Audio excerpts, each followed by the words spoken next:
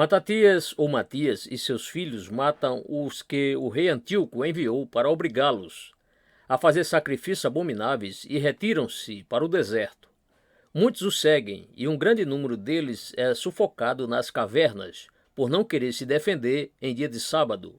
Matatias abole essa superstição e exorta os seus filhos a libertar o país.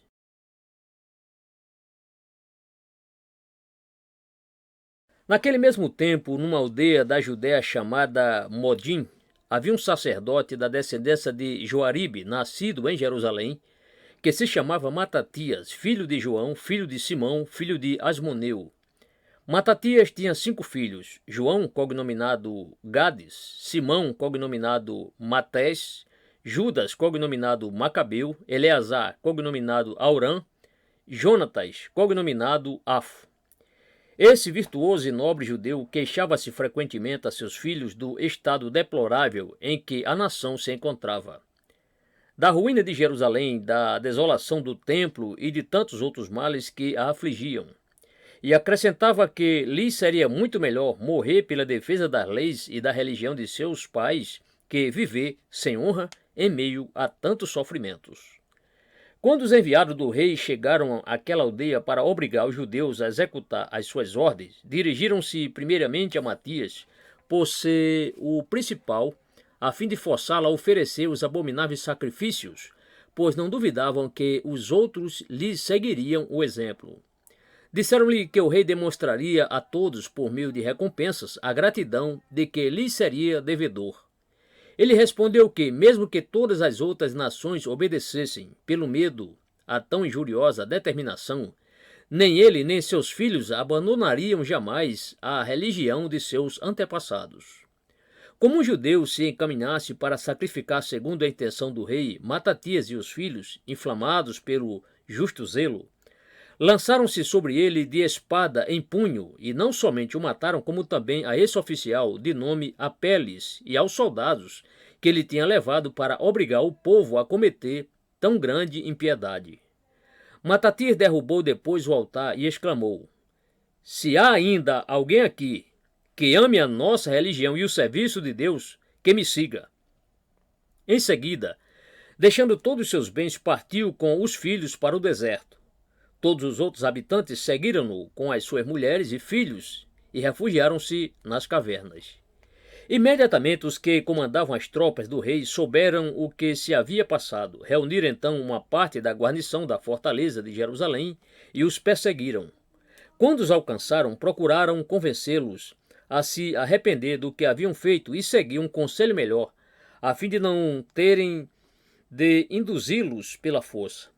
Não podendo convencê-los, os soldados os atacaram no sábado e os sufocaram nas cavernas, porque a reverência que os judeus dedicavam a este dia era tão grande que o temor de violá-lo, mesmo em tal extremo, fez com que eles, para manter o descanso que a lei ordenava, não somente deixassem de se defender, como também nada fizeram para obstruir a entrada das cavernas. Assim, cerca de 1000 judeus foram sufocados, contando-se as suas mulheres e filhos. Os que se salvaram foram ter com Matatias e o escolheram para seu chefe. Ele disse-lhes que não deviam ter receio de combater no sábado, porque, do contrário, violariam a lei, tornando-se homicidas de si mesmos, pois os seus inimigos não deixariam de escolher tais dias para atacá-los, e se ninguém se defendesse, todos facilmente morreriam. Assim resgatou-os daquele erro, e depois não tiveram mais dificuldade em tomar as armas nesse santo dia, quando a isso a necessidade os obrigava.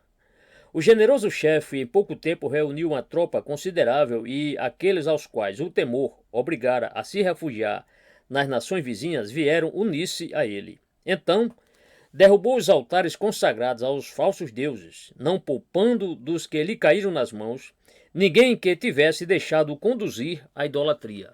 Mandou circuncidar todos os meninos que ainda não haviam passado por esse rito e rechaçou os que Antíoco enviara para impedi-lo.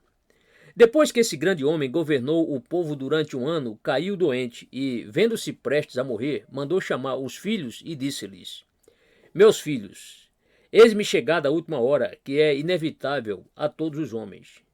Bem sabeis qual o desígnio a que me propus. Rogo-vos que não o abandoneis, mas mostreis a todos como vos é querida a memória de vosso Pai, pelo zelo que ireis demonstrar na observância de nossas santas leis e em reerguer a honra de nossa pátria. Nunca tenhais relações com os que a traiçoam, voluntariamente ou à força, para entregá-la aos nossos inimigos. Fazei ver que sois verdadeiramente meus filhos, calcando aos pés tudo o que puder impedir a defesa de nossa religião, e sede sempre solícitos em dar a vida para mantê-la. Estejais certo de que, agindo assim, Deus vos contemplará com olhos favoráveis, aceitará a vossa virtude, vos restabelecerá naquela ditosa liberdade e vos dará os meios de observar com alegria a maneira de viver de nossos antepassados.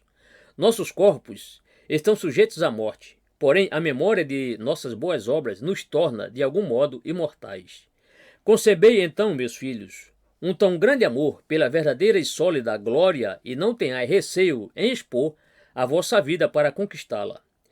Segui este conselho que vos dou. Vivei em grande união, de modo que todos se alegrem ao ver o esforço com que empregais em uma causa comum e tão justa os talentos que Deus vos concedeu.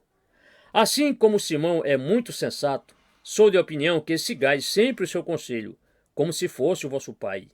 O extremo valor de Macabeu vos obriga a dar-lhe o comando das tropas, pois sob suas ordens vingareis sem dúvida os ultrajes feitos à nossa nação pelos seus inimigos. E não haverá homem algum de virtude e de piedade que não se una a vós numa tão santa empresa.